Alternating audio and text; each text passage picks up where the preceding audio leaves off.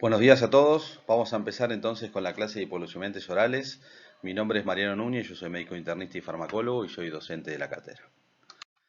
Bien, ¿por qué es tan importante este tema? Básicamente por la frecuencia con la que ustedes van a encontrarse con pacientes con diabetes en su práctica diaria y más teniendo en cuenta que la prevalencia de diabetes va en aumento en el mundo. En este momento, en América Latina, casi el 8% de la población de Latinoamérica tiene diabetes y, como les digo, a expensas del aumento de la obesidad, la epidemia de obesidad, los casos nuevos de diabetes van en aumento. ¿Cuál es el otro problema de la diabetes? Que la diabetes, su principal problemática es que tiene un riesgo aumentado de complicaciones cardiovasculares. Por lo tanto, el problema de la diabetes no es solamente un control de la glucosa, sino es tratar de reducir la morbimortalidad cardiovascular de los pacientes con diabetes mellitus, y esto va a ser el objetivo principal, como vamos a ir viendo, del tratamiento de la diabetes y no solo disminuir los valores de glucosa. Como es una de las enfermedades que más complicaciones cardiovasculares y más daño micro y macrovascular produce, eso lleva a que el sistema de salud, los gastos sanitarios en salud por las complicaciones relacionadas con las lesiones macrovasculares y las microvasculares, producen un costo en salud muy alto. Dentro de la clasificación, esta es la clasificación clásica, tenemos la diabetes tipo 1, cuya fisiopatología es autoinmune con destrucción de las células beta del páncreas. Por lo tanto, como la fisiopatología vamos a ver que es totalmente diferente, la diabetes tipo 1 se caracteriza por tener déficit insulínico. Entonces, como en la tipo 1 el problema es que hay destrucción de islotes pancreáticos y hay pérdida de producción de insulina, es la diabetes que requiere sí o sí tratamiento con insulinas. Esta diabetes, como es una diabetes de tipo autoinmune, con un mecanismo autoinmune, suele aparecer a edades tempranas, en general son jóvenes o niños, y en general se da en pacientes que no tienen sobrepeso. En cambio, la diabetes tipo 2, que es la diabetes más frecuente, con la que ustedes se van a encontrar en la práctica habitual, es el 90% de los casos de diabetes. Y fundamentalmente está asociada con el sobrepeso y con la obesidad, que, como dijimos antes, son cuadros que están en aumento en la población mundial.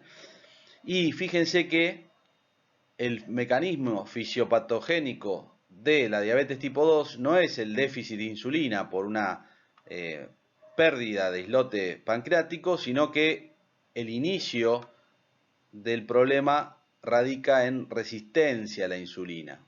O sea, la cantidad de insulina es normal, ¿sí? Pero ahora vamos a ver que a la larga esa resistencia a la insulina lleva a una pérdida de masa pancreática funcionante y déficit insulínico con el tiempo. Entonces, totalmente diferente la fisiopatología. Diabetes tipo 1 es inmunomediada, déficit de insulina por destrucción de los islotes pancreáticos. Diabetes tipo 2, la más frecuente de la diabetes que ustedes van a tener en la práctica diaria, y su mecanismo fisiopatogénico está dado por obesidad, y la obesidad genera insulinoresistencia. Después tenemos otros tipos como diabetes gestacional, etcétera, pero que no vienen en este momento al caso. Bien, le decíamos entonces que yo tenía aquí el paciente en esta línea punteada, es el nivel de resistencia a la insulina. La línea completa es la producción de insulina y la línea con rayas intermitentes es el nivel de glucosa. Tenemos el paciente normal, donde tiene las tres cosas normales, y en la segunda parte del gráfico tenemos el paciente que tiene resistencia a la insulina aumentada, donde, como podemos ver aquí, los niveles de glucosa se mantienen en el mismo nivel, a expensas de un aumento en la producción de insulina que responde al aumento de esta insulinoresistencia. Entonces, en una primera etapa de la historia natural del diabético tipo 2, tenemos aquí resistencia a la insulina, tenemos aquí el aumento de la producción de insulina por el páncreas compensando, que hace que la glucosa se mantenga en valores normales. Ahora, si yo veo la evolución, vemos que por agotamiento pancreático hay toxicidad por la hiperglucemia y por el exceso de trabajo del páncreas. La producción de glucosa en un momento empieza a caer, a pesar de que la insulinoresistencia permanece, ya el páncreas se agota, entonces empieza a caer los niveles de insulina, y veamos que ahí es cuando los niveles de glucosa empiezan a subir, y ahí es cuando aparece la diabetes claramente establecida. Entonces, vemos que es un continuo desde el paciente normal que hace obesidad. Esa obesidad lleva a la resistencia a la insulina, que al principio es compensado por un aumento de la producción de glucosa, pero que posteriormente, digamos, no se puede sostener y aparece la hiperglucemia. Bien, entonces, esta en realidad insulinoresistencia y esta obesidad que está asociada a la diabetes tipo 2 traen un montón de cambios a nivel de diferentes órganos, que es lo que hoy se llama el octeto ominoso, básicamente porque son 8 componentes relacionados con diferentes órganos que llevan a la aparición de la hiperglucemia. Entonces, ¿cuáles son esos componentes del octeto ominoso? Como vemos en esta diapositiva, todos estos componentes van a llevar a la hiperglucemia, ¿sí? Tenemos resistencia a la insulina a nivel muscular. Aquí tenemos resistencia a nivel muscular por el depósito de grasa, donde hay menor respuesta de los receptores GLUT4 a la insulina. Tenemos en realidad una disminución de la secreción de insulina, pero que es relativa, porque como dijimos antes, al inicio compensa, pero con el tiempo hay un déficit relativo de insulina en relación a la necesidad para bajar los niveles de glucosa. Tenemos un aumento en la producción hepática de glucosa. Vamos a tener un incremento de la lipólisis con liberación de ácidos grasos libres para producción de glucosa. Vamos a tener una disminución del efecto incretina a nivel intestinal, que después lo vamos a ver, lo vamos a explicar. Tenemos un incremento en la secreción relativa de glucagón, como también alteración en la fisiopatología de la producción de diabetes. Tenemos un incremento en la absorción renal de glucosa, o sea, el riñón tiene mayor capacidad de reabsorber glucosa de lo que debería, entonces el riñón también es otro de los componentes del octeto ominoso. Y por último, tenemos que hay una disfunción en los neurotransmisores cerebrales relacionados con la ingesta, que también predispone a el aumento de la ingesta y la alteración en la regulación hormonal.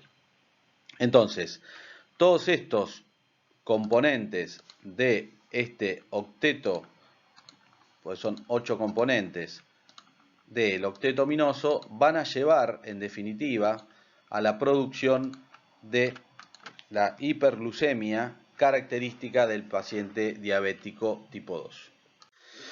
Entonces, en esta diapositiva lo que vemos es cómo podemos trabajar con los diferentes grupos farmacológicos en relación a los componentes del octeto ominoso. Está esquematizado en forma simple, después lo vamos a ver, pero vamos a ver que la metformina va a actuar a diferentes niveles, sobre todo a nivel muscular y hepático como dos principales lugares de acción. Las tiazolinidionas van a actuar también en forma parecida a la insulina, a la metformina sobre el músculo, sobre el hígado y sobre el tejido graso.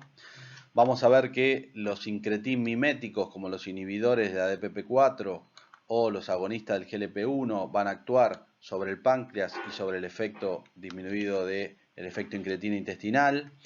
Vamos a tener que las sulfonilureas y las meglitinidas van a actuar sobre el páncreas en la secreción de insulina.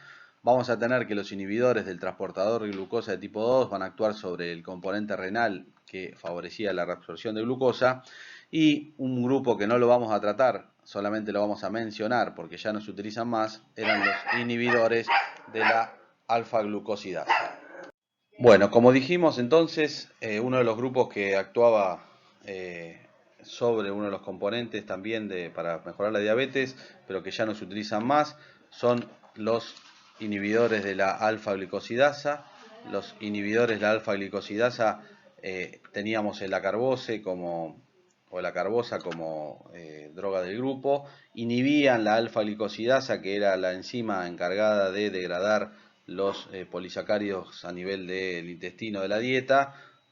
Al inhibirla no se absorbían tanto los hidratos de carbono, pero bueno, por su baja efectividad y sus efectos adversos, hoy en día no se utiliza. Vamos a pasar al siguiente grupo, un grupo muy conocido, muy utilizado, muy efectivos, que son las sulfonilureas. Vamos a ver cómo actúan entonces las sulfonilureas.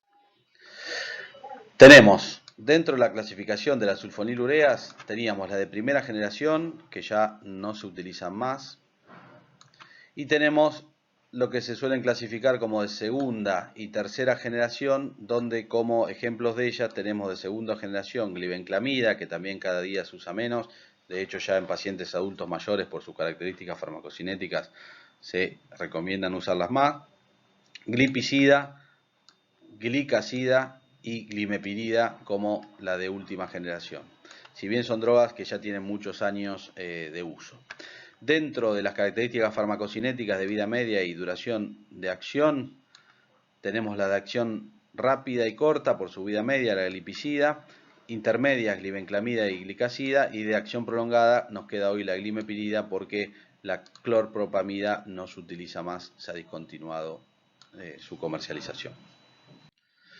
¿Cómo actúan? Aquí tenemos un gráfico donde vemos, por un lado, la célula pancreática representada, donde vamos a tener las vesículas con los gránulos de insulina representadas en este gráfico aquí. Tenemos por otro lado el canal de calcio voltaje dependiente, significa que requiere una despolarización para su apertura e ingreso de calcio. Tenemos el canal de potasio que permite la salida de potasio, carga positiva hacia el exterior. Tenemos un transportador de glucosa, que es el transportador de GLUT de tipo 2. Y bueno, tenemos también un receptor para GLP-1, que lo veremos después con incretin miméticos. Entonces, aquí tenemos representados todos los componentes de la célula pancreática, donde tenemos como cosas importantes el transportador GLUT2 de glucosa, tenemos el canal de potasio que permite la salida de potasio, cargas positivas hacia el exterior, tenemos el canal de calcio cerrado, que es voltaje dependiente, que necesita despolarización para abrirse, para que ingrese calcio, y tenemos los gránulos con insulina preformada en su interior. Entonces, si nosotros vemos cuáles son los componentes de la célula pancreática, ahora vamos a ver animado cómo funciona. Tenemos la glucosa que viene, es captada por el receptor GLUT2, aumenta el ATP, cierra el canal de potasio. Al cerrar el canal de potasio, ingresa calcio por la apertura del canal de calcio voltaje dependiente y libera insulina. Entonces, este mecanismo de acción de la glucosa a nivel del islote pancreático, de la célula pancreática, como vemos, la captación de glucosa por el transportador GLUT2 aumentaba entonces el ATP, la producción de ATP, el aumento del ATP genera el cierre del canal de potasio, al quedar las cargas positivas en el interior de la célula pancreática se despolariza, la despolarización lleva a la apertura del canal de calcio, ingreso de calcio y el aumento del calcio intracelular lleva a la fusión de la vesícula con la membrana y liberación de insulina. Esos son los pasos fisiológicos de la liberación de insulina. Entonces, ahora vamos a volver a las sulfonilureas. ¿Qué es lo que van a hacer? Las sulfonilureas a nivel pancreática, ¿sí? A nivel pancreático, lo que hacen es estimulan la secreción de insulina preformada. No incrementan su síntesis. Como aquí abajo dice, no incrementan su síntesis, sino que solamente liberan la insulina preformada. ¿Cómo lo hacen? Se van a fijar a un sector específico de fijación de sulfonilureas y van a cerrar el canal de potasio. Al cerrar el canal de potasio, lo que van a hacer es despolarizan y eso abre el canal de calcio y al abrir el canal de calcio se libera insulina. Sería un efecto parecido al que pasa cuando el receptor GLUT2 capta la glucosa y cierra el canal de potasio. Entonces, una de las cosas que tenemos que tener presente en este tipo de pacientes es como no hacen otra cosa que favorecer la secreción de la insulina preformada, cuando evoluciona la enfermedad y como dijimos antes, empieza a haber una disminución de la capacidad de secreción de insulina pancreática por la evolución de la diabetes en el paciente, aparece lo que llama un fallo secundario, o sea, no hay insulina para secretar, las sulfonilureas no pueden actuar. Bien, en cuanto a el mecanismo farmacocinético importante que tenemos que tener presente es, primero, que todas tienen una buena biodisponibilidad oral, por eso todas se van a poder administrar en forma adecuada por vía oral. Tenemos que todas tienen una alta unión a proteínas plasmáticas, por eso hay que tener cuidado, porque son drogas que tienen más del 90% de unión a proteínas plasmáticas, fíjense que todas de ellas están arriba del 90%, por lo tanto, aquí puede haber interacciones farmacológicas por desplazamiento de la unión proteica. Entonces, ojo cuando un paciente diabético toma una sulfonilurea y está tratado o va a ingerir algún medicamento con alta unión a proteínas plasmáticas, como son por ejemplo los AINES, el ibuprofeno, la aspirina, el diclofenac, porque puede haber desplazamiento e interacción y mayor efecto hipoglucemiante. Todos sufren metabolismo hepático, en general por el citocromo 12-9 o 12-19, la mayoría de ellos, ¿sí? Y otra cosa característica importante que hay que tener presente es si tienen o no tienen metabolitos activos. La glibenclamida tiene un metabolito activo y tiene una vida media relativamente larga, ¿sí? Alrededor de 12 horas. Por otro lado, la glimepirida también tiene una vida media larga, 12 horas o más, y tiene un metabolito activo. Entonces, si ustedes se fijan, la diferencia aquí está fundamentalmente en la glipizida, que la glipizida tiene metabolitos inactivos y una vida media corta. Entonces, en esto podemos deducir claramente que si yo tengo un paciente con insuficiencia renal, lo ideal es que tenga una droga a utilizar, una sulfonilurea.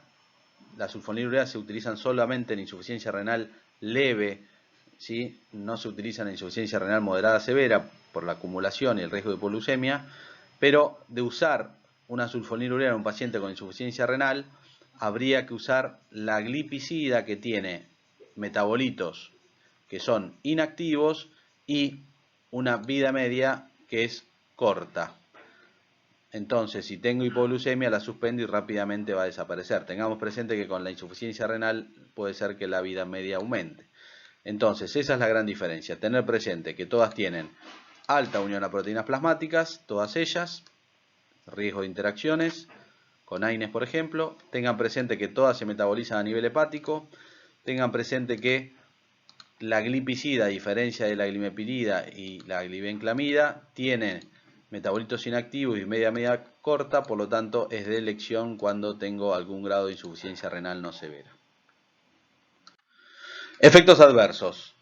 Los efectos adversos, el más grave es la hipoglucemia, que tiene que ver con su mecanismo de acción. Produce secreción de insulina, por lo tanto es un efecto adverso que se ve con las sulfonilureas, hasta en un porcentaje, fíjense, del 6% de los pacientes. O sea, es común de ver la hipoglucemia.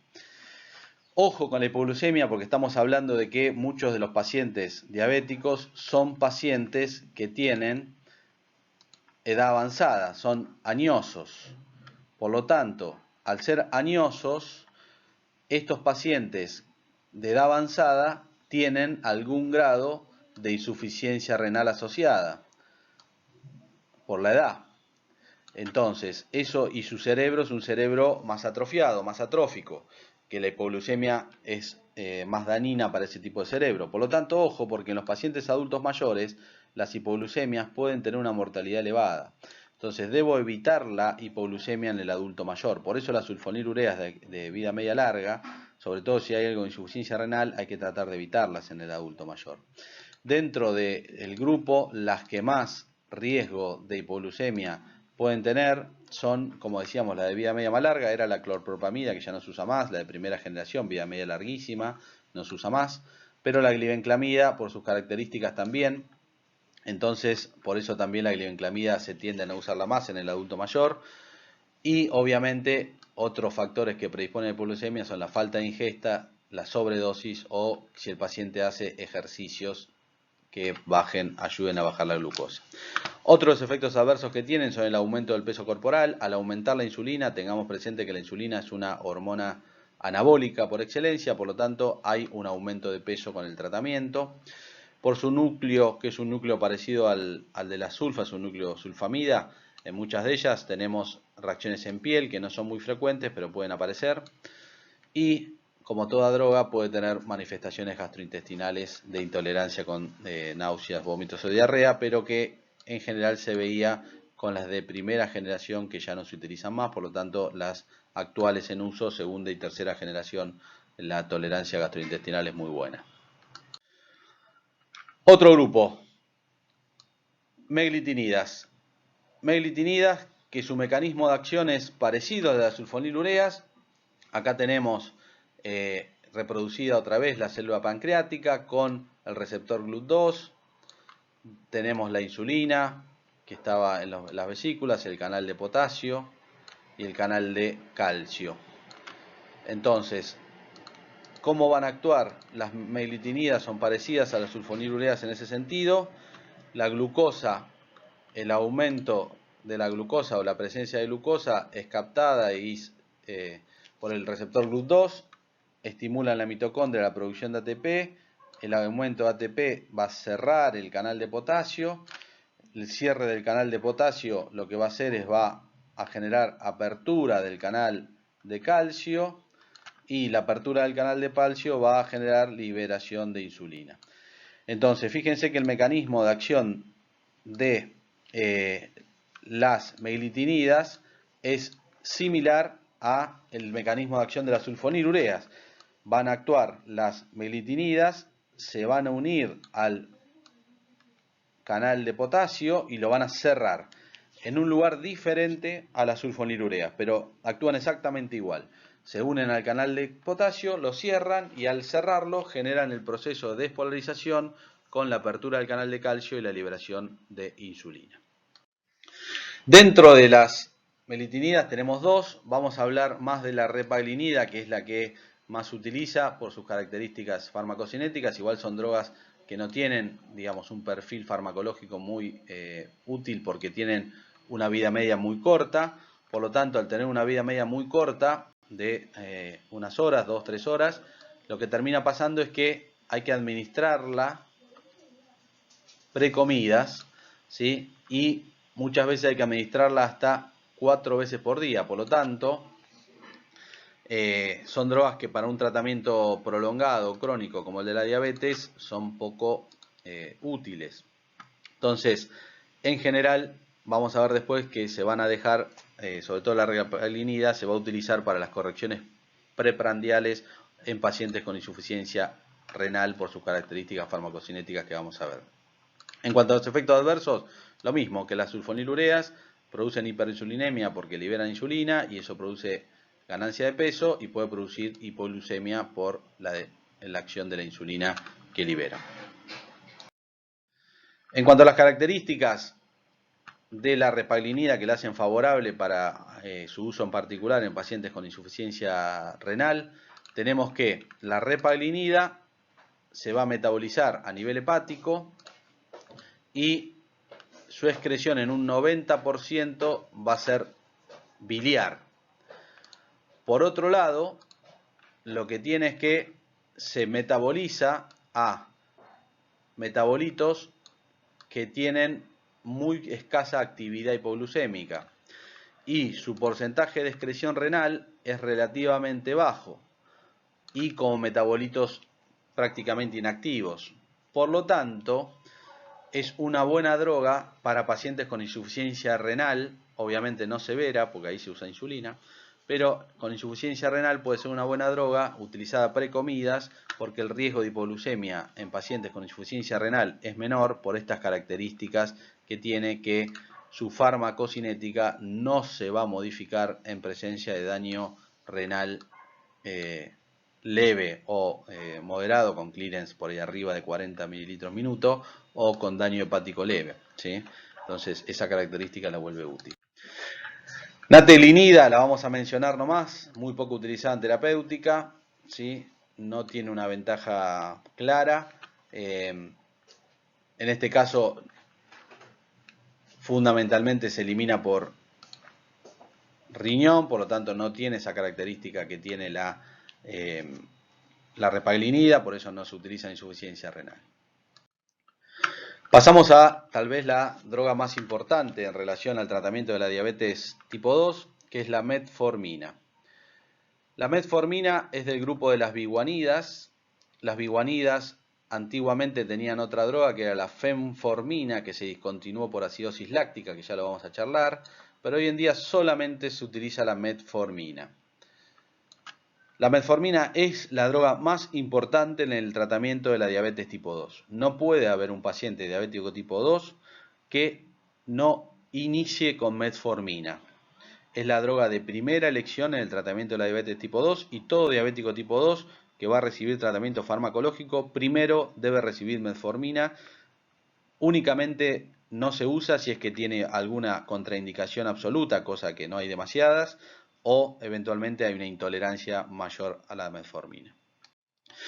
¿Qué va a hacer la metformina? La metformina tiene varias acciones, ¿sí? Como decíamos al principio en lo del octeto ominoso, sobre el tejido graso, sobre el músculo y sobre el hígado fundamentalmente, ¿sí? Lo que va a hacer como principal acción, lo que va a aumentar es el transporte de glucosa. O sea, va a favorecer el transporte de glucosa, el ingreso de glucosa a través de los GLUT4 en el tejido muscular, en el hígado, y lo que va a hacer es tratar de generar acciones que bajen los niveles de glucosa. O sea que estimula la glucogenogénesis, como decíamos, en el hígado también transporte de glucosa, ¿sí? Y lo que va a inhibir es la gluconeogénesis, o sea, la formación de nueva glucosa. Por otro lado, en el tejido adiposo también va a aumentar el transporte de glucosa y lo que va a favorecer es, en algún sentido, que haya menor liberación de ácidos grasos para formación de triglicéridos. A nivel del músculo va a transportar glucosa, ¿sí? Va a estimular la glucólisis, va a estimular la glucogenogénesis, o sea, el depósito de glucosa, y va a estimular la oxidación de ácidos grasos. Todo esto, en realidad, el mecanismo íntimo por el que lo produce no se conoce, ¿sí? No se sabe bien el mecanismo íntimo de producción de estos efectos por la metformina, pero sí tengamos presente, esto es muy importante, que la metformina es un agente anti-hiperglucemiante, no es un hipoglucemiante. Si igual lo estamos dando dentro del grupo de hipoglucemiantes orales, baja la glucosa no por secreción de insulina, porque no afecta la secreción de insulina. Por lo tanto, al no afectar la secreción de insulina, no vamos a tener nunca hipoglucemia como efecto adverso de la metformina. Es un error creer que un paciente que hace hipoglucemia es por la metformina, porque la metformina, insisto, es muy importante esto, es un antihiperglucemiante, no es hipoglucemiante. Entonces no vamos a tener hipoglucemia por la metformina. En cuanto a las acciones, dijimos no se sabe exactamente cuál es el mecanismo íntimo, pero el aumento de la expresión de los GLUT4 que genera es lo que favorece el ingreso de glucosa al hígado, al músculo y al tejido graso. Como decíamos, aumenta la glicólisis anaeróbica, la glucogenogénesis, reduce la gluconeogénesis, ¿sí? Y la glucogenolisis, o sea, todas las acciones que inhibe todas las acciones que favorecerían la liberación de glucosa, reduce la absorción intestinal de glucosa, favorece el efecto incretina con aumento de la expresión del GLP-1 y esto es muy importante para el efecto que después vamos a ver sobre la morbimortalidad. Estos dos efectos sumados al efecto sobre la glucosa favorecen que la metformina tiene un impacto sobre la morbimortalidad de la diabetes muy pero muy alto. Mejoran el perfil lipídico, reduce los niveles de triglicéridos y de LDL y VLDL y en algunos casos incrementa el HDL, por lo tanto tiene un efecto muy favorable sobre el perfil lipídico. Por otro lado, produce un estado, digamos, no fibrinolítico absoluto, pero mejora el estado fibrinolítico y tiene un efecto antiagregante plaquetario. Nosotros sabemos que el cuadro vascular que se produce como complicación de la diabetes, que son los cuadros cardiovasculares en general, están producidos porque hay un aumento de la agregación plaquetaria y un disparo del mecanismo protrombótico que ocluye el vaso. Por lo tanto, el efecto de mejorar el estado fibrinolítico y reducir la agregación plaquetaria es un efecto muy importante para lograr el efecto clínico. En cuanto a su farmacocinética, es una droga que tiene buena biodisponibilidad oral. ¿Qué tenemos que saber? Que no se une a proteínas plasmáticas, por lo tanto no tiene interacciones a ese nivel. No sufre biotransformación hepática, se va a eliminar en forma completa por la orina como droga activa. El 90% de la dosis se elimina como droga activa con una vida media relativamente corta. Entonces, esta característica que se elimina casi en forma completa por la orina hace que en caso de insuficiencia renal severa se pueda acumular. ¿Sí? Ahora vamos a hablar más en detalle de eso. Esto es lo más importante y por lo cual la metformina es la droga que no puede faltarle en el tratamiento de un paciente diabético tipo 2, salvo que haya contraindicación o intolerancia. Tiene una excelente eficacia. Baja la hemoglobina glicosilada entre 1 y 2%. Eso es mucho. Piensen que la hemoglobina, el objetivo es que tenga una hemoglobina por debajo del 7%. Que lo baje un 2, digamos, en realidad es muy eficaz. Produce disminución de los niveles circulantes de insulina. Al disminuir la insulinemia, ayuda a bajar de peso, ¿sí? Entonces, por eso, a diferencia de las sulfonilureas y las meglitinidas, no genera hipoglucemia porque no genera liberación de insulina y ni aumenta de peso. Al contrario, si hay mucha hiperinsulinemia, pueden bajar de peso. Como dijimos, reduce los niveles circulantes de ácidos grasos libres y triglicéridos. Y sobre todo, lo más importante, por lo cual es droga de primera elección, dijimos que los diabéticos tipo 2, su problema era la mortalidad y la morbilidad cardiovascular, micro y macrovascular. Y fíjense que la metformina reduce los cuadros macrovasculares en un 36% la mortalidad y en un 39%, casi un 40% el infarto de miocardio. Por lo tanto, su efectividad es altísima, tanto en la capacidad de bajar la glucosa como en reducir las complicaciones de la diabetes. Por eso la metformina es droga absolutamente necesaria en la diabetes tipo 2. Reacciones adversas. Acá es importante hacer una aclaración. Ustedes van a leer en todos lados que acidosis láctica asociada a metformina. Si nosotros vemos cuáles son los efectos adversos, el efecto adverso más frecuente es el gastrointestinal. Muy frecuente, absolutamente frecuente. Hasta el 20% de los pacientes puede tener sobre todo diarrea. Entonces, si yo tengo un paciente que tiene diarrea, es diabético y está tratado con metformina, lo primero que tengo que asumir que esa diarrea es por la metformina. Hay muchas veces, hemos tenido casos de pacientes que vienen con 2 años de diarrea crónica, estudiados por diarrea crónica, y cuando uno les saca la metformina desaparece la diarrea. Entonces, todo paciente con diarrea y que toma metformina hay que asumir lo que es por la metformina. ¿Cómo puedo evitarla?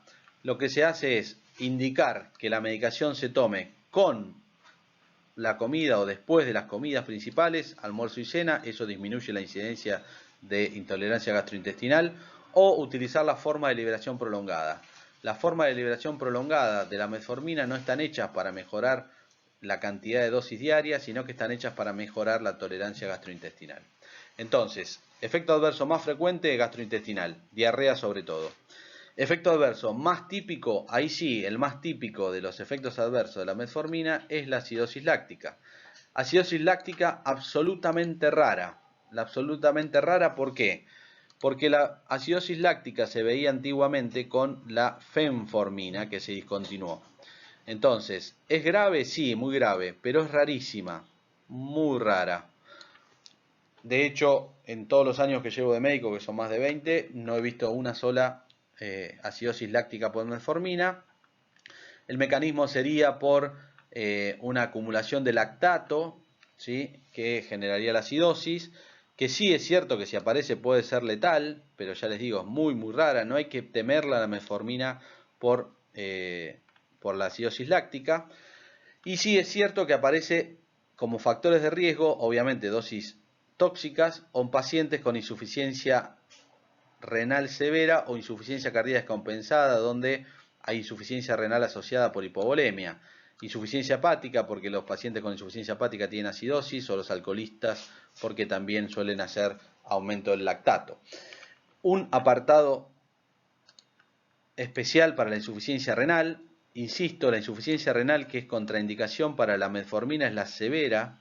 Eso significa clearance por debajo de 30 mililitros minuto.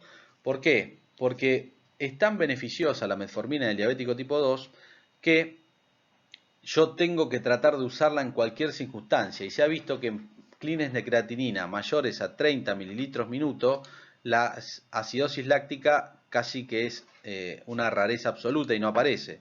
Por lo tanto, salvo en insuficiencia renal severa, insistimos en esto, con clearance de creatinina menos de 30, la metformina se puede utilizar. Obviamente con precaución, pero se puede utilizar y se debe utilizar.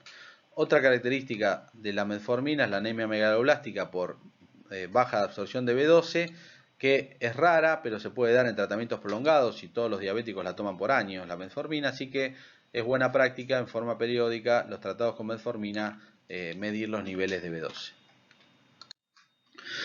Bien, sigamos al próximo grupo, que son las tiazolinidionas.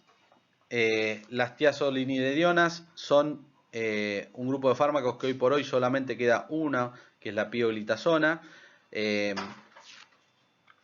porque la rosiglitazona se discontinuó del mercado hace unos años por efectos adversos, sobre todo a nivel cardiovascular con insuficiencia cardíaca.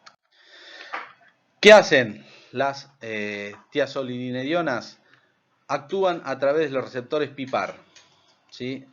Los receptores PIPAR, que hay 3 tipos, alfa, gamma y delta, en realidad son receptores nucleares que básicamente lo que van a hacer los PIPAR cuando uno los estimula, van a transcribir genes, o sea, van a favorecer la expresión de genes que codifican proteínas relacionadas con diferentes procesos fisiológicos. Tenemos que los diferentes PIPAR están en diferentes órganos. Vamos a ver en este caso los PIPAR alfa y los PIPAR gamma. que se van a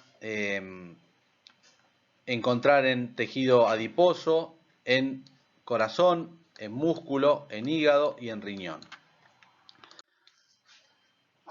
En el caso de, entonces, la droga que hoy tenemos disponible, que es la pioglitazona, ¿cómo actúa la pioglitazona? Lo que va a hacer, va a activar los PIPAR a nivel de estos tejidos. Dentro de los PIPAR, al activarlos es un agonista activador de PIPAR alfa y de PIPAR gamma. Entonces, al activar los PIPAR va a disminuir la insulinoresistencia. Entonces, gamma y alfa a nivel del tejido adiposo va a aumentar también, como hacía la metformina, la expresión de GLUT4, por lo tanto va a favorecer el ingreso de glucosa, va a bajar los ácidos grasos no esterificados. A nivel del músculo y del el páncreas y el hígado, lo que va a hacer es similar a la insulina, va a bajar, digamos, los niveles de producción de glucosa, la gluconeogénesis, va a estimular la glucogenogénesis. A nivel del músculo va a aumentar la captación de glucosa, ¿sí? Baja el TNF, tanto a nivel del tejido graso, la producción, como a nivel muscular, por eso tiene un efecto antiinflamatorio, ¿sí? Y a nivel del páncreas, baja, digamos, la protege de la glucotoxicidad. Todo esto va a llevar que disminuyen los niveles de glucosa porque disminuyen los niveles de insulina. O sea, similar a lo que decíamos con la metformina, no son hipoglucemiantes, sino son antihiperglucemiantes, porque no estimulan la producción o la liberación de insulina, sino que disminuyen la insulinoresistencia. Dentro de la farmacocinética de la pioglitazona, ¿qué nos interesa? Que sepan que también tiene una alta unión a proteínas plasmáticas y su metabolismo es a nivel del citocromo, sobre todo 12,8, ahí puede haber interacciones, y su eliminación es biliar, principalmente, por eso a veces en pacientes con insuficiencia renal se podría llegar a usar. ¿Qué limita su uso? Fundamentalmente lo que limita su uso son los efectos adversos. ¿Cuáles? Los dos efectos adversos que limitan son la osteoporosis en la mujer. ¿Por qué? Porque muchas de las diabéticas tipo 2 en realidad son posmenopáusicas, la gran mayoría, pues son, como dijimos, la diabetes tipo 2 es una diabetes del adulto y sobre todo el adulto con sobrepeso. Entonces, al generar osteoporosis por el tema de que activa los osteoclastos a nivel del hueso, el PIPAR, entonces esto es una desventaja para el uso en pacientes mujeres que están en edad menopáusica. Por otro lado, produce retención hidrosalina con edema y eso genera aumento de peso, sobre todo por retención hidrosalina. Y en el caso de pacientes con deterioro de la función ventricular puede agravar la insuficiencia cardíaca, por eso no se usa en pacientes con insuficiencia cardíaca. En algunos pacientes puede haber aumento de las transaminasas, que es reversible con la suspensión. Y existe, digamos, una duda si con el uso prolongado no podría aumentar el riesgo de cáncer de vejiga, por eso en pacientes con antecedentes de cáncer de vejiga no se utiliza. Bien, vamos entonces a arrancar con las incretinas. Incretinas que son drogas que no tienen tanto tiempo, si bien ya tienen fácil 10 años en uso, no tienen tanto tiempo como las sulfonilureas y la metformina. Las incretinas en realidad se basa su nombre en que están relacionadas con los péptidos intestinales, ¿sí? Que son factores relacionados al intestino que contribuyen al control de la glucosa, por eso se llaman incretinas, de que son péptidos producidos en el intestino, que favorecen la secreción de insulina, ¿sí? Por eso se llaman incretinas o efecto incretina. Son péptidos intestinales que favorecen la secreción de insulina. Dentro de los péptidos incretínicos tenemos dos, que son los fisiológicos, el péptido glucagon-like, que es el GLP-1, y el GIP, el polipéptido inhibitorio gástrico. Estos son los dos péptidos incretínicos endógenos. ¿Cómo funciona fisiológicamente esto? Tenemos la luz intestinal donde tenemos la glucosa. La glucosa a nivel intestinal es captada por dos transportadores a nivel intestinal, que son el transportador de sodio-glucosa de tipo 1, ya lo vamos a ver cuando hablemos del riñón, y los receptores para glucosa de tipo GLUT2, que lo habíamos visto en el páncreas. Estos dos receptores transportadores de glucosa lo que hacen es ingresan la glucosa en la luz intestinal, que posteriormente a través del GLUT2 son llevados a la circulación capilar. La insulina inhibe a la absorción de glucosa, obviamente es uno de los mecanismos por los cuales evita la hiperglucemia. Ahora tenemos células que están intercaladas, ¿sí?, a nivel intestinal, que son productoras de los péptidos incretínicos intestinales, GIP y GLP.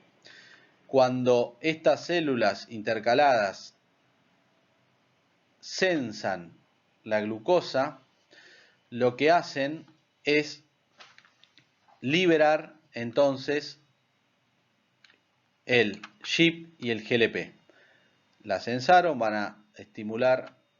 va a estimular la liberación, producción de GIP y GLP-1, peptidoglucagon-like, y por otro lado van a producir también peptidoglucagon-like de tipo 2, que va a estimular a su vez la expresión de más transportadores a nivel intestinal de glucosa. Bien, entonces, una vez que se generó a nivel intestinal la secreción de los péptidos intestinales con efecto incretina, van a viajar a nivel sistémico y van a actuar sobre diferentes órganos. Volvemos entonces para entender cómo actúan esos, sobre todo el GLP y el GIP. Vamos a poner el GLP porque vamos a ver después que el GLP es el péptido que se utiliza en terapéutica. Entonces, habíamos visto antes que la célula beta del páncreas tenía un receptor para GLP-1 y también para GIP, pero sobre todo vamos a mostrar acá GLP-1. ¿Y qué pasa? Cuando la glucosa aumenta, vamos a ver aquí qué es lo que pasa fisiológicamente, otra vez en forma animada, que cuando aumenta la glucosa, el GIP, habíamos dicho intestinal, liberado, se va a unir y va a estimular el aumento y la movilización, más que el aumento, la movilización de calcio a nivel de la célula pancreática y favorece la liberación de insulina. Pero fíjense que la capacidad del GLP-1 para favorecer la secreción de insulina es muy pobre. Entonces, ¿qué hace el GLP? Fundamentalmente, el GLP lo que va a hacer es estimular la secreción de insulina, como vimos aquí, pero cuando tengo glucosa, la glucosa generaba este mecanismo de apertura, entrada de calcio y secreción. Entonces, fíjense que en presencia de glucosa, el GLP el GLP-1 unidos al receptor de la célula beta pancreática, estimuló mucho más la liberación de insulina. Ahora lo vamos a ver en un gráfico. Entonces, cuando se sensa la luz intestinal, la presencia de glucosa en la luz intestinal, estas células intercaladas a nivel intestinal, sensan glucosa en la luz intestinal, liberan GLP y GIP, y el GLP va a ir al páncreas, entre otros órganos, y va a favorecer, potenciar la liberación de insulina en presencia de glucosa. Esto lo vamos a ver claramente en este gráfico, donde tenemos aquí sujetos sanos y aquí tenemos sujetos con diabetes tipo 2. Tenemos arriba, en los gráficos de arriba, los niveles de glucosa.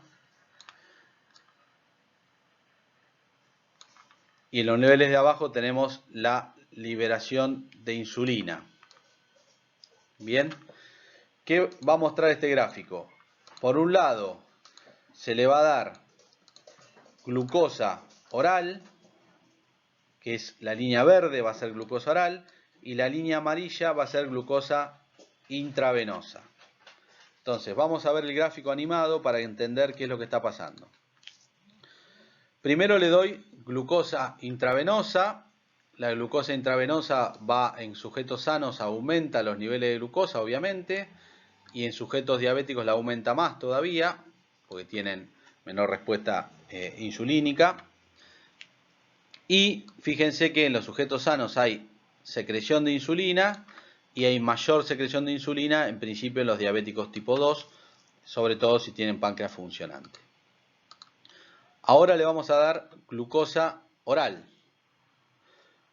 Fíjense que lo mismo, cuando yo le doy glucosa oral, los niveles de glucosa, fíjense que permanecen en niveles similares, no sube más la glucosa cuando la doy oral o intravenosa, los niveles de glucosa tanto en el diabético tipo 2 como en el diabético tipo 1 se mantienen estables. Sin embargo, fíjense que los niveles de secreción de insulina, ¿sí?, ante la glucosa oral son mucho más altos. Fíjense que en esto es glucosa oral, como la secreción de insulina es mucho más alto que la secreción que hubo de insulina en el sujeto sano cuando le daba intravenosa, no oral.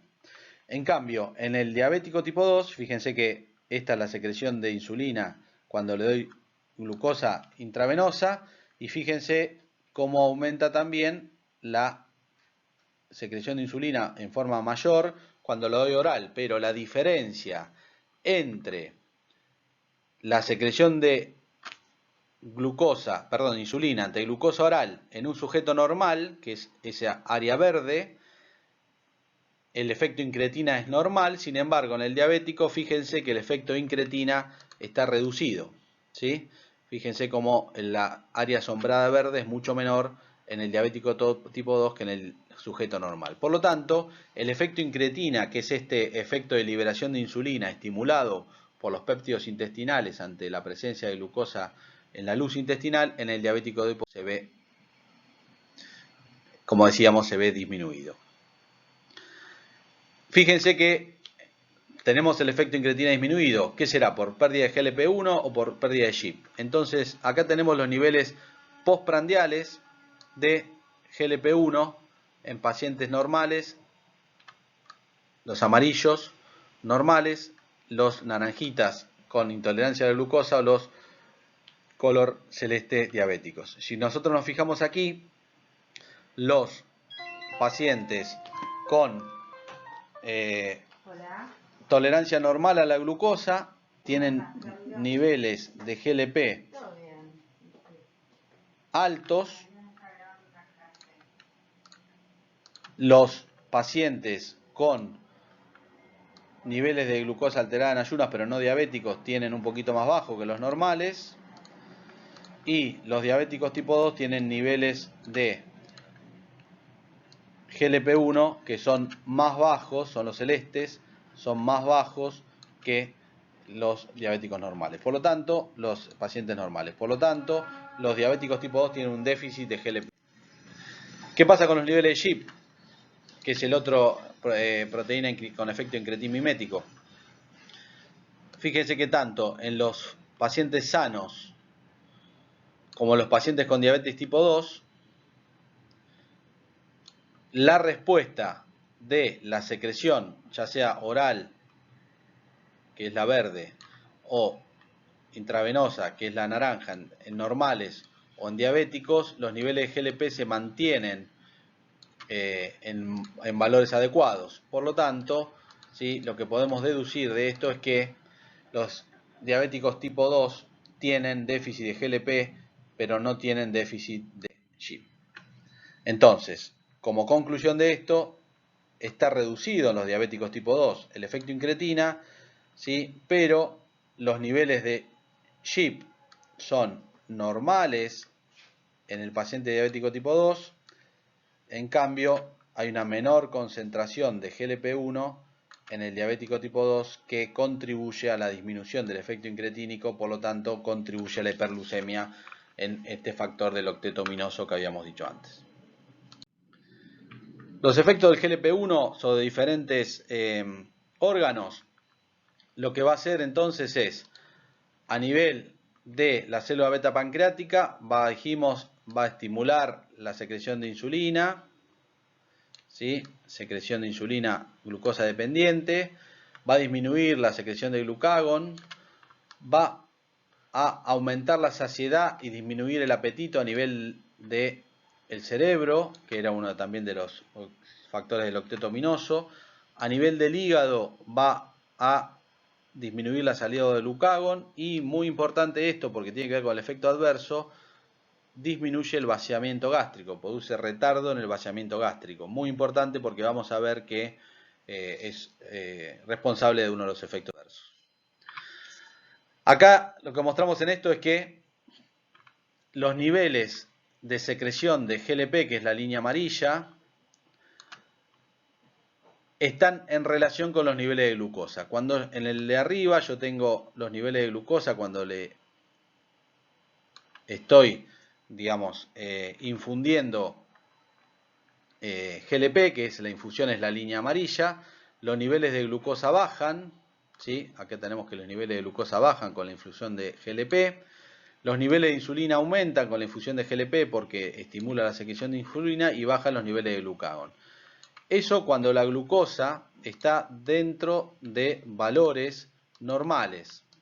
Cuando yo tengo glucosa que baja por debajo de 70, o sea que baja por debajo de este umbral, fijémonos que una vez que bajo de este umbral, con hiperglucemia se generó esto. Pero una vez que la glucosa bajó, por más de que yo esté aumentando, sigo infundiendo GLP, los niveles de glucosa bajan pero hasta cierto nivel y se estabilizan. Los niveles de insulina ya no empiezan a subir, sino que bajan, y fíjense cómo sube el glucagón. Por lo tanto, ¿qué quiere decir esto? Que el GLP estimula la secreción de insulina solamente en presencia de hiperglucemia. Si hay hipoglucemia, lo que hace es estimular la secreción de glucagón como contrarregulador, y eso hace que el uso del GLP no tenga los efectos sobre hipoglucemia tan marcada como tienen otros hipoglucemiantes como las sulfonilureas.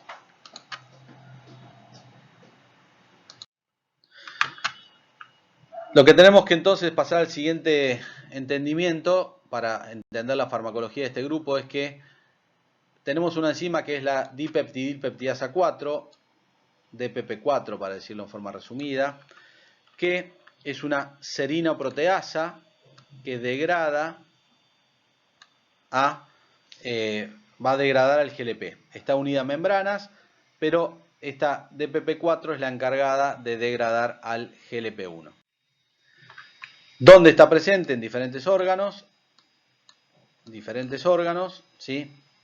Y, como dijimos que degrada al GLP1, la inhibición, o sea, al inhibir la DPP4, va a prolongar el efecto fisiológico de las incretinas, del GLP. Entonces, en base a esta estrategia, yo tenía el dato de que faltaba GLP en el diabético tipo 2, entonces yo tengo que mejorar el efecto incretina. ¿Cómo lo hago? De dos maneras. O dando un incretín mimético, que es análogo del GLP1, o sea, tiene una estructura similar, pero que es resistente a la enzima degradadora, que es la DPP4. Esa es una de las formas de utilizar devolver el efecto incretina. O lo que llaman los incretín potenciadores, que inhiben a la enzima directamente. Inhiben a la DPP4, a la dipeptidilpeptidasa 4. Entonces, estas dos estrategias de dar un análogo del GLP1 que sea resistente a la degradación enzimática o un inhibidor de la enzima propiamente dicha, son las dos estrategias farmacológicas para tratamiento de la diabetes. Dentro de los representantes de este grupo hay varios más, pero vamos a mencionar exenatide o exenatida y liraglutide, que vienen en dos formas farmacéuticas de liberación simple y prolongada. Hay otros, ¿sí? Hay otros análogos del GLP también, pero que en Argentina todavía no han llegado. Los que tenemos en Argentina se administran por vía subcutánea porque no tienen biodisponibilidad oral. Existe un agonista, un análogo del GLP que se da por vía oral, que se ha probado hace muy poco en el mundo, todavía no está en Argentina. Por ahora solamente se administran por vía subcutánea, tanto xenatide como liraglutide se administran por vía subcutánea. En cambio, los inhibidores del EPP4, denominada vulgarmente gliptinas, porque todos terminan en gliptina, el final del nombre de la molécula, son fármacos que se administran por vía oral. Dentro de ejemplos de esto, sitagliptina, vildagliptina, sasagliptina y otros. ¿Cuáles son las diferencias que vamos a tener entre los dos?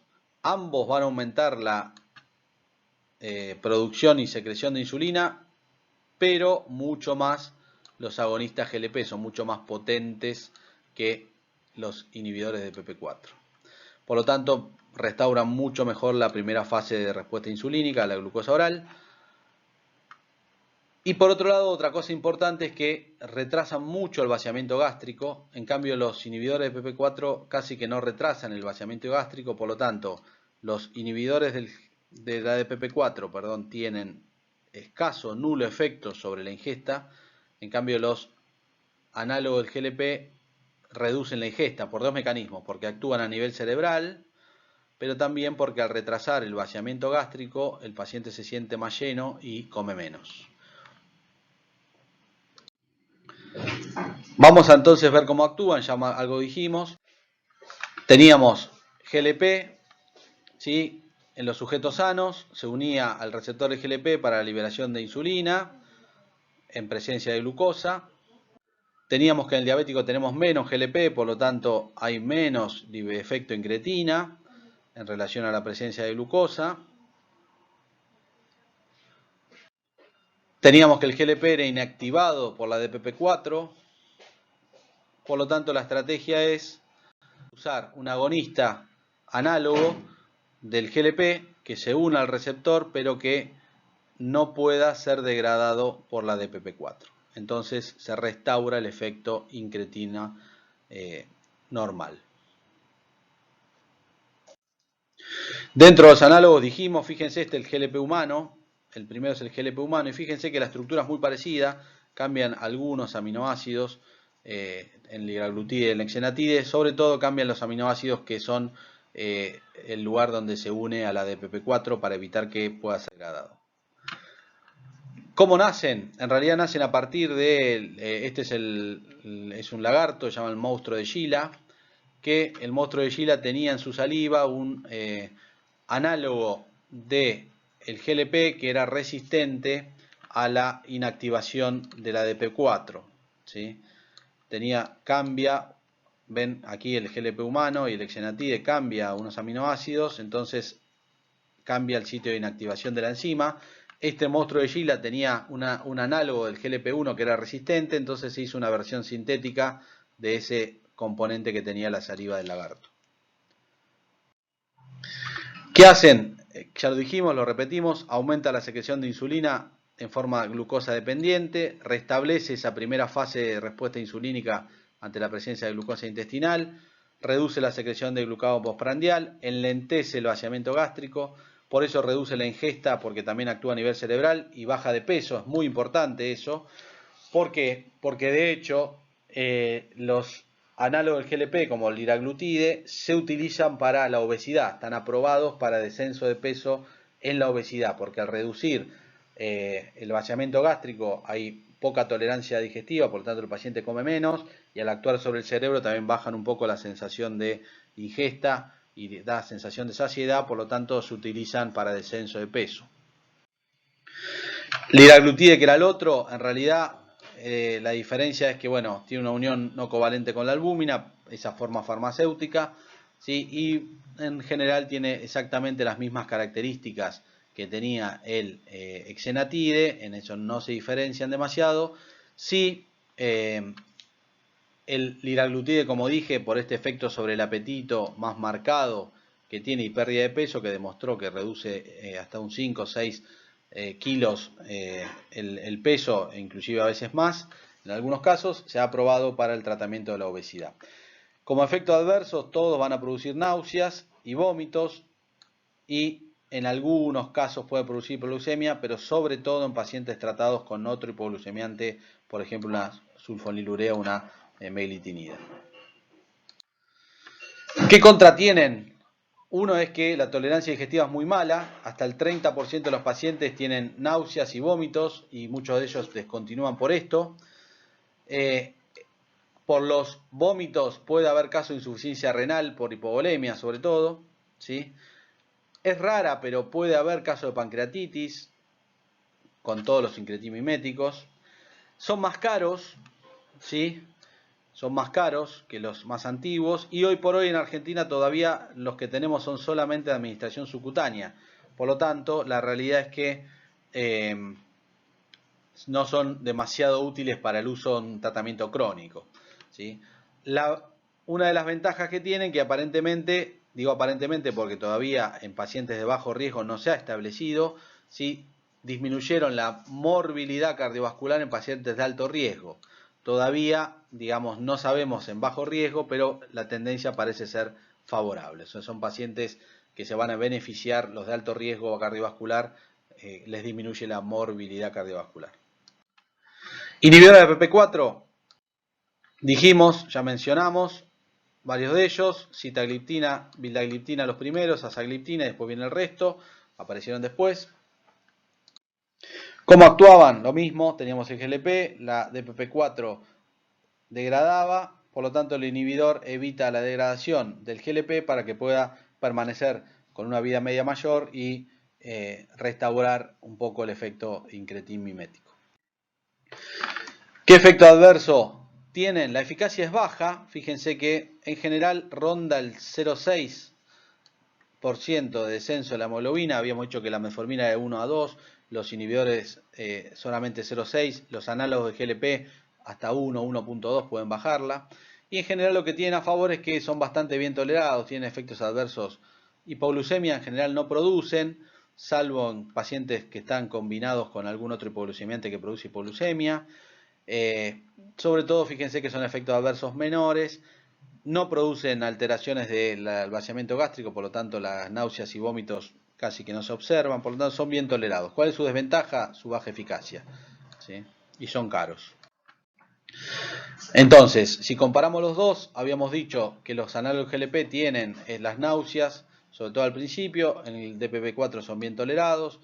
Los inhibidores de PP4 son de vía oral, eso es favorable. Los análogos tienen subcutánea, si bien ya existe alguno oral.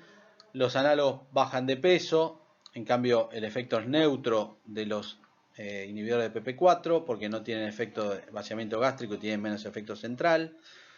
La exenatida o los análogos podrían ser, digamos, una alternativa a la insulina, en cambio no son una alternativa a la insulina en los diabéticos tipo 2, los inhibidores de PP4.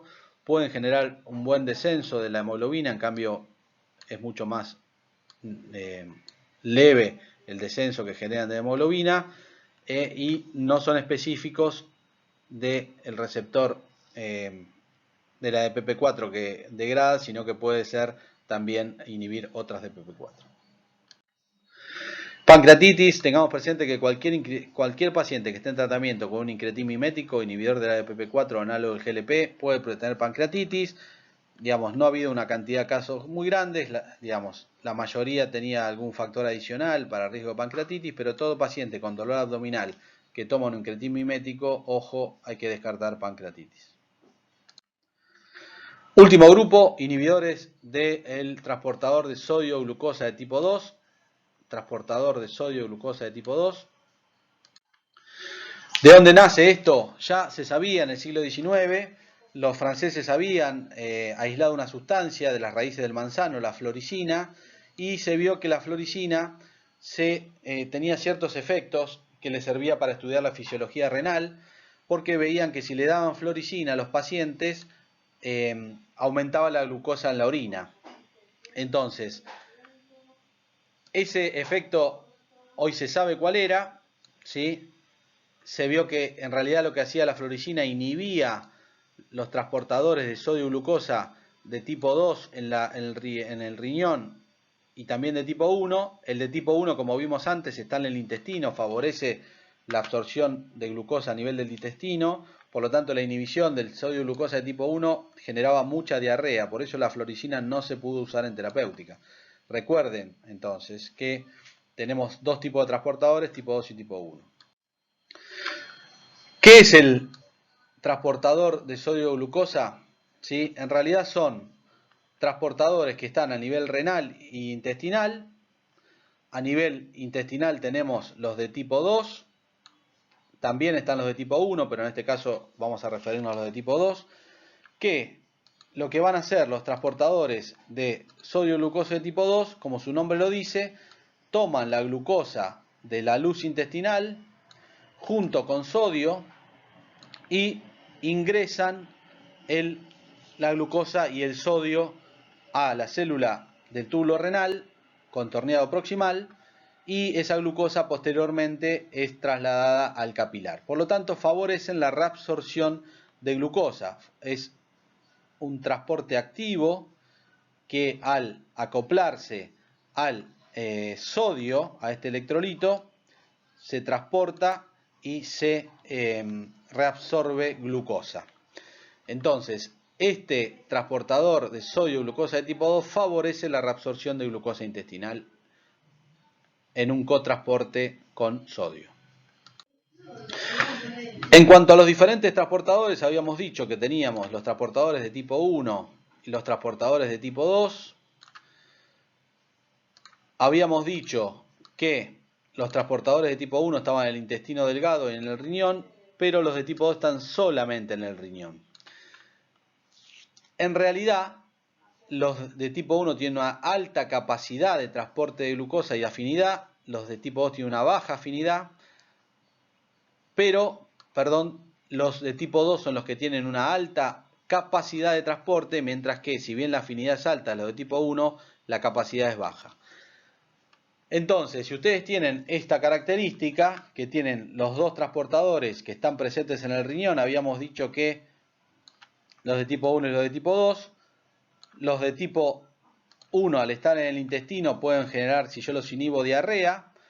En cambio, los de tipo 2 solamente están en el riñón y por otro lado tienen alta capacidad. Por lo tanto, son responsables de la absorción de glucosa a nivel del túbulo renal.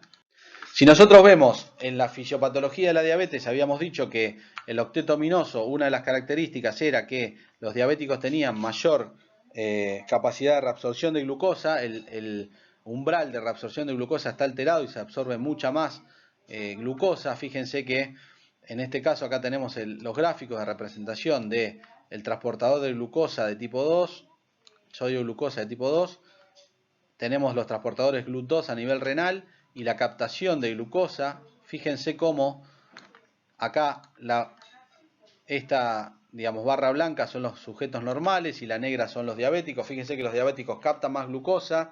Fíjense que los transportadores de tipo 2, en los diabéticos, la barra negra en relación a la barra blanca es mucho mayor, por tanto tienen más expresión de GLUT2, de transportadores de tipo 2, y tienen más expresión de también transportadores de sodio glucosa de tipo 2. Fíjense que los pacientes normales tienen mucha menos cantidad de expresión de transportadores. Por lo tanto, la fisiopatología del octeto ominoso de la reabsorción de glucosa en el diabético tipo 2 está dada por una sobreexpresión, entre otras cosas, del transportador de sodio glucosa de tipo 2. Entonces, si yo sé que hay una sobreexpresión del transportador de tipo 2, ¿qué se hizo? Se generaron inhibidores específicos del transportador de sodio glucosa de tipo 2. Al inhibir el transportador de sodio glucosa de tipo 2, bloqueo la reabsorción de glucosa, que dijimos era uno de los mecanismos de reabsorción y de fisiopatogénico de la diabetes tipo 2. Entonces, ¿cómo es el mecanismo de acción de los inhibidores competitivos del transportador de sodio glucosa de tipo 2? Se van a unir a el transportador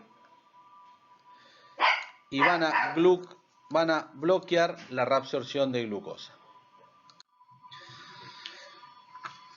¿Qué moléculas tenemos en este sentido? Tenemos dapaglifosina, hay algunos más en el mundo, les muestro los que en Argentina están presentes. Empagliflozina, tengan presente que tiene 2L, ¿sí? Dapagliflozina, empagliflozina, canagliflozina, los tres componentes de este grupo representantes que tenemos en Argentina.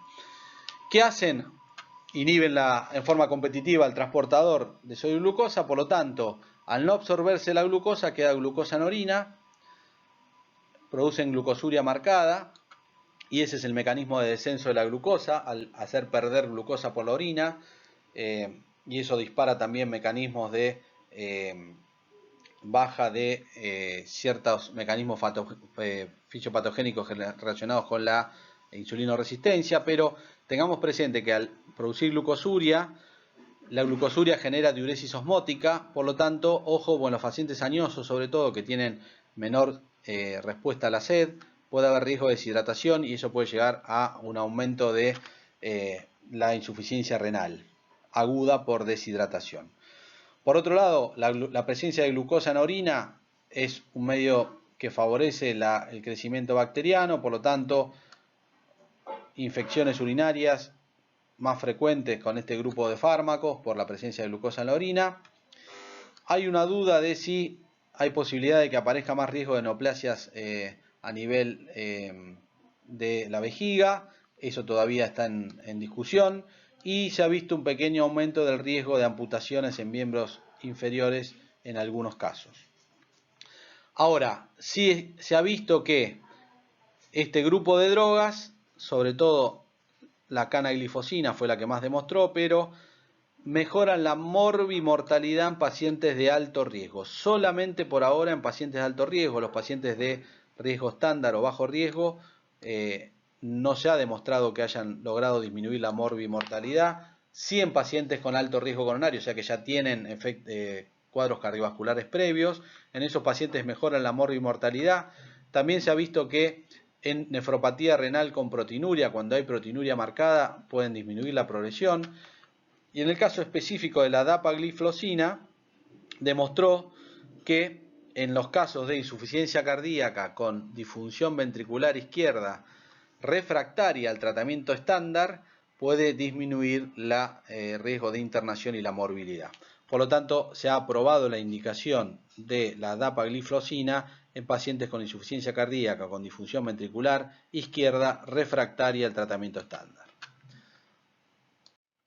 Bien, hasta aquí hemos llegado entonces con hipoglucemiantes orales. Esperemos que haya quedado entendido el tema. Cualquier duda, tienen los foros para evacuarlas. Muchas gracias.